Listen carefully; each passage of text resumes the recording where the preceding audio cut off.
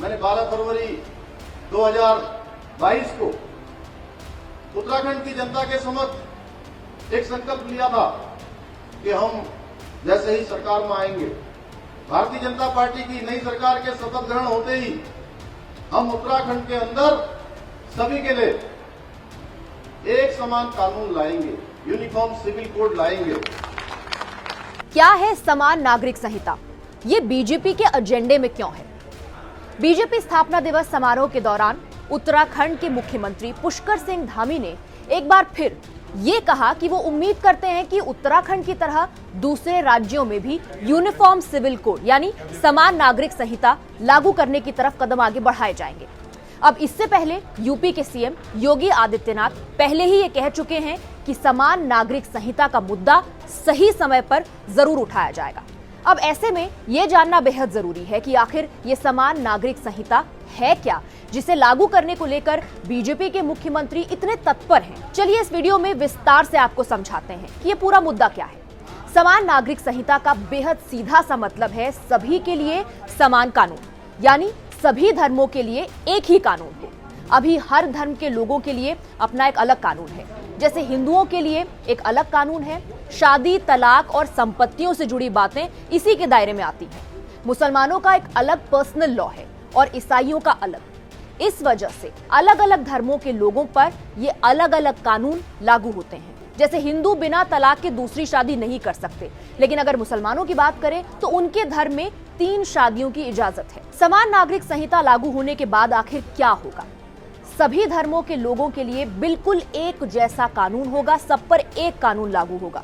Uniform civil code से हर धर्म के लोगों को एक समान कानून के दायरे में लाया जाएगा, जिसके तहत शादी, तलाक, प्रॉपर्टी और गोद लेने जैसे मामले शामिल होंगे। हालांकि समान नागरिक संहिता का विरोध करने वालों का यह तर्क है कि इस वजह से उनकी धार्मिक मान्यताएं खतरे में पड़ सकती हैं, और इसके विरोध में तर्क देने वालों का यह भी कहना है कि इससे अनुच्छेद 25 यानी आर्टिकल 25 के तहत मिले अधिकारों का उल्लंघन होगा। संविधान का अनुच्छेद 25 नागरिकों को धार्मिक स्वतंत्रता का अधिकार देता है। यूनिफॉर्म सिविल कोड बीजेपी के एजेंडे में आखिर क्यों है?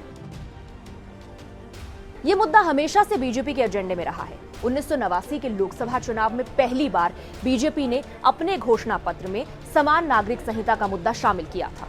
उसके बाद 2019 के लोकसभा चुनाव में पार्टी ने इस मुद्दे को अपने घोषणा पत्र में एक बार फिर शामिल किया। इसके पीछे बीजेपी का तर्क ये रहा कि जब तक समान नागरिक संहिता को नहीं अपनाया जाता, तब तक लैंगिक समानता के क्षेत्र में प्रगति नहीं हो सकती।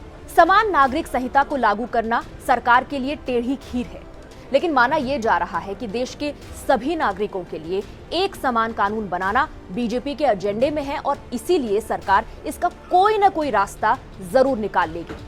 बेशक केंद्र के स्तर पर पहल होने में अभी देरी है, वक्त लगेगा, लेकिन बीजेपी शासन वाले राज्यों के मुख्यमंत्री ने अपने स्तर पर इस पर पहल शुरू कर दी है। 2019 में सुप्रीम कोर्ट ने नाराजगी जताते हुए कहा था कि समान नागरिक संहिता को लागू करने की कोई कोशिश नहीं कर रही है।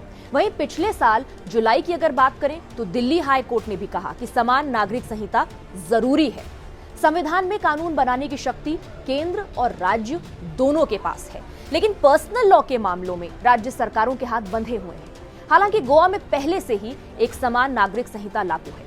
वहां 1961 से ही पुर्तगाल सिविल कोड 1867 लागू है, जो कि गोवा के भारत का हिस्सा बनने से पहले लागू किया गया था। इसीलिए देखना होगा कि उत्तराखंड या अन्य राज्य सरकारें इस दिशा में कैसे कदम उठाती। टाइम्स नाउ नवभारत डिजिटल की रिपोर्ट। खबरों के पीछे की खबर को दिखाते हैं हम, आपकी आवाज को मुद्दा बनाते हैं। टाइम्स नाउ नवभारत को यूट्यूब पर लाइव देखिए, चैनल को सब्सक्राइब जरूर कीजिए और हां, बेल आइकन दबाना मत भूलिएगा।